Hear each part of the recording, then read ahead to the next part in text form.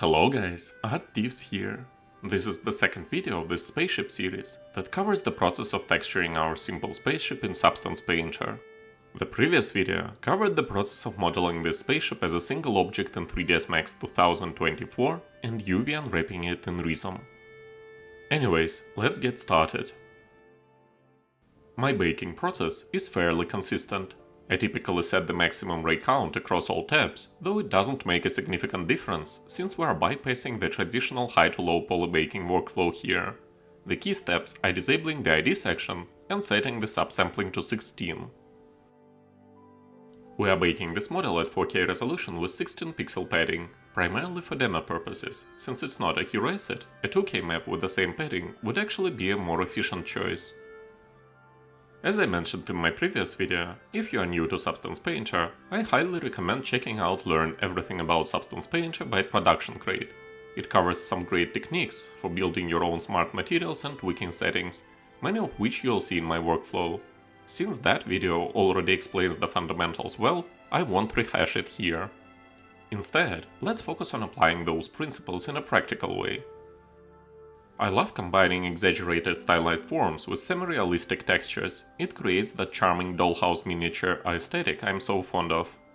This approach lets me maintain playful proportions while still grounding the design with believable wear, materials and depths. The contrast between two styles gives our model a unique, handcrafted feel.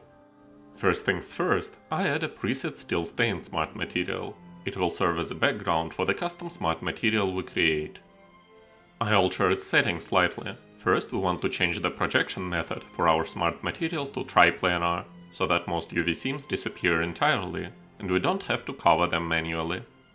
Next, I make subtle adjustments to the base metal properties. First, reducing the luminosity slightly to turn down excessive brightness, and second, increasing roughness just enough to eliminate unnatural glossiness. These tweaks help achieve a more balanced material that fits our stylized aesthetic without looking artificially shiny. Finally, I go to the dirt settings and play with the dirt grunge scale. This way we'll get a lot more detail out of it. With the steel base prepared, I now add a metal rust layer, found in your default material panel. Key adjustments. First, disable height and normal channels to prevent surface distortion. Second, set projection to triplanar for seamless application. Third, optionally experiment with the tiling values to control rust density. I mask the rust folder and apply Gun Edges preset smart mask to it. We can play with its global balance setting and also invert the grunge so the rust is only visible at edges. If we want to add some additional masks to this layer, we can do it by adding a fill layer and filling our mask with a different grunge, say grunge Scratches Rough, that has a modified tiling. To make masks work together, we switch the second mask's blending mode to Subtract for different layer types. Next we apply the color layer. For this, I am using an existing smart material called Steel Painted Stained. Its color can be adjusted at any time, either by selecting from the color palette or by blending multiple colors as they are applied across the scene. Next I apply a black mask to my paint layer, and then use a Rust Smart Mask to selectively reveal texture. Next I create an anchor point, a reference we can use later to control height adjustments. Here's how it works. First, create a height data fill layer, disabling all tabs except height. Second, slightly increase the height value. Third, add a fill layer and populate it with the anchor point I prepared earlier. Now, adjusting the height of this layer will modify the elevation of the paint layer, making it protrude above both the rust layer and the exposed metal beneath. Next we can enhance this layer by adding both a high pass and levels filters. These adjustments will give us precise control over the transition edge between the paint and rust layers. I add an additional rust layer and configure it with triplanar projection. After removing the height and normals channel, I increase the tiling value for better texture distribution. Next I apply a Rust Drips Smart Mask, experimenting with the seed parameter to achieve natural variation. Finally, I fine-tune the layer's opacity and adjust the global balance to refine the overall appearance. Avoid perfecting colors at this stage. Final color adjustments will be easier once all other texturing and detailing are complete. Additionally, periodically change your environment settings and rotate the lighting to evaluate how your model responds under different conditions. This practice ensures consistent material behavior and highlights any areas needing refinement. I duplicate the entire material folder, preserving all its layers and settings to create a second instance. Then I adjust the base color, keeping the original orange-yellow version, while modifying the copy to a lighter, near-white tone. This gives me two distinct material variations to work with.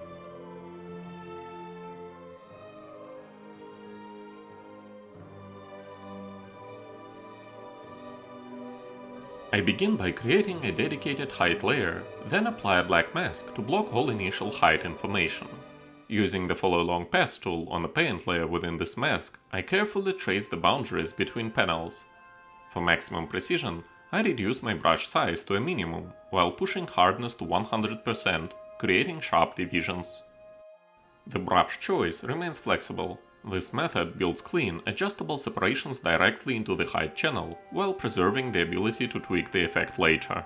For an organic yet technical look, I strategically place panel seams along existing UV boundaries.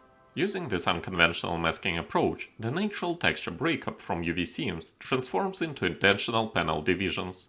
The method creates perfect alignment between your topology and surface detailing, while maintaining believable mechanical separation. Substance Painter offers extensive control over its Paint Along Path tool. You have precise command over the painted trajectory, including the ability to adjust vertex types, smoothing or sharpening corners as needed. Beyond path manipulation, you retain full control over the brush's properties, such as thickness, opacity, and alpha, while also being able to modify the layer's height and other texture channels seamlessly.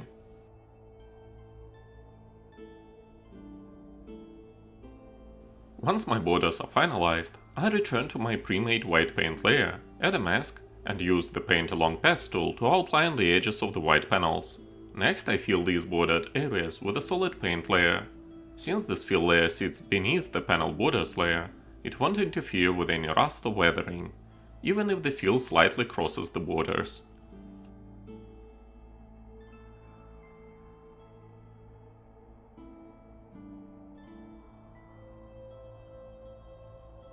Next I fill porthole frames and other key elements with a third variation of my base material.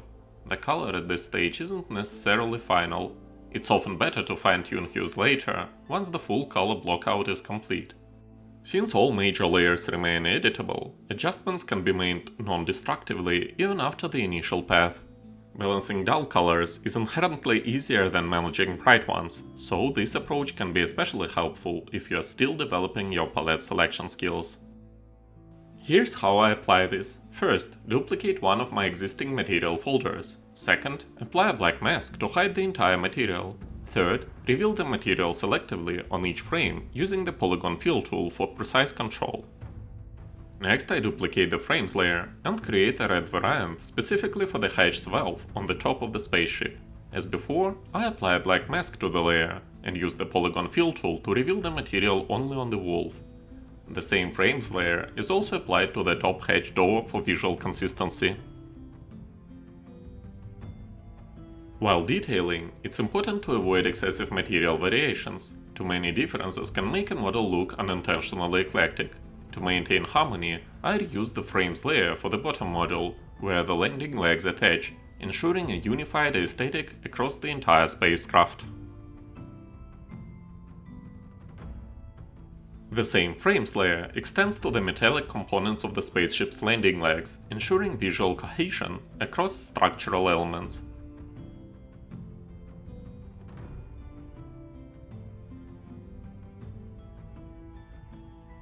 For the stairs, I employ the steel-painted cheap Dirty Smart Material preset. I meticulously adjust the color to align with the model's established palette. This material initially inherits problematic height data from underlying layers, necessitating a visit to the Layers Set Settings menu, where I reconfigure the Heights channel blending mode to replace, effectively purging unwanted depth information. Application follows the established non-destructive workflow. A black mask is applied to the primary layer, after which the Polygon Fill tool meticulously reveals the material on each individual rung and structural member of the ledger assembly.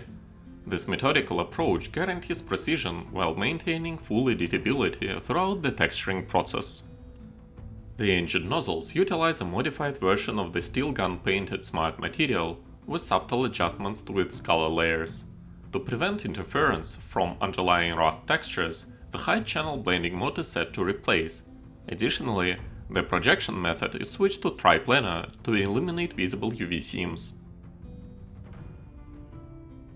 For the rubber joints, I employ a technique consistent with my recent demonstrations. The base material uses the Rubber Dry Smart Material preset with minor color modifications. A secondary variant is created by reducing the height values, then masked with a black layer. A fill layer incorporating the stripes grunge pattern is applied to introduce surface variations while maintaining material cohesion. The stripes grunge pattern features a default 45-degree angle orientation. To maintain visual consistency, I rotate the layer to 45 degrees and adjust the tiling parameters to achieve appropriately scaled stripes. Note that the optimal rotation value depends entirely on your UV layout. If your UV chucks are aligned horizontally, a 135-degree rotation may be necessary instead. Successful stripe application requires properly straightened UV chucks. Any curvature in the UV shell will create visible seams that can't be effectively masked, resulting in undesirable visual artifacts. This fundamental constraint makes proper UV preparation essential before applying directional patterns.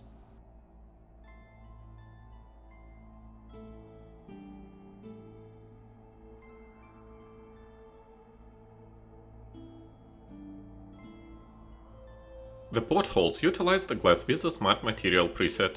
Its intentional exaggeration helps sell the illusion of depths. To enhance weathering, I repurposed the Dirty Edges layer from the Plastic Dusty Smart Material, applying it selectively along the porthole rims to simulate accumulated grime and edge wear.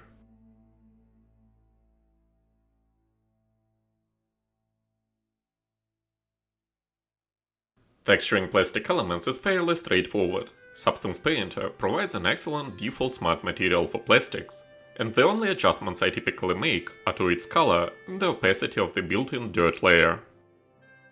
One thing I didn't account for during texturing, but should have, is scaling up the UV chucks of finer details like lamps, buttons and levers for better visibility and realism.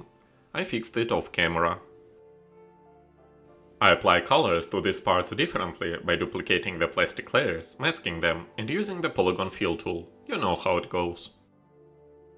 Additionally, to prevent interference from underlying metal layers, I select the Plastic Elements folder and set its height channel blending mode to replace. This ensures the plastic retains its own height data without being affected by the textures beneath it. The Technical Hatch door uses a modified version of our paint material. To create a defined separation between hatch sides, I apply the same technique used for the rusty borders between the hull panels, essentially painting an improvised dividing line. For better control, I place the height data layer in a separate folder, mask it, and restrict its influence to only the hatch panel. This ensures the height effect doesn't bleed into the surrounding frame. I further emphasize the gap by adding a dark fill layer, base color channel only, and adjusting its transparency to subtly darken the existing seam. For the round switches, I apply the same stripes treatment used on rubber joints to add visual interest. Naturally, this effect works best when the UV chucks are larger. The more space they have, the cleaner the detail appears.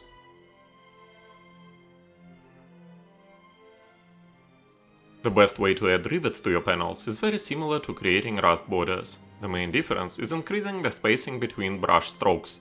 For a detailed walkthrough, check out my dedicated tutorial video on this process.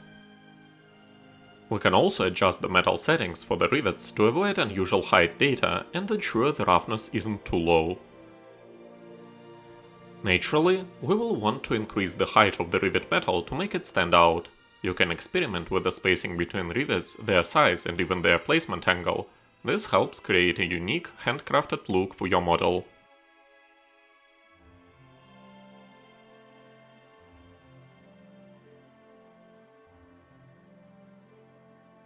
Welded seams are created using the same method as the rusty borders, again leveraging the Paint Along Path tool with Substance Painter's default brush. For the best results, experiment with your weld seam's material color and roughness settings to fine-tune the appearance.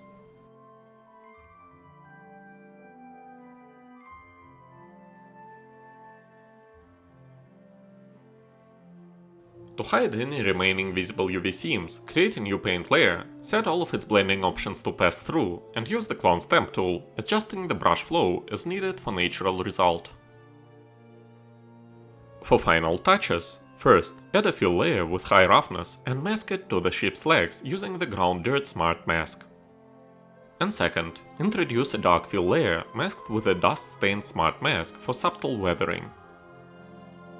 And this is it. Thanks for watching, guys. If my videos are of use to you, be my guest and subscribe to my channel for more stylized content.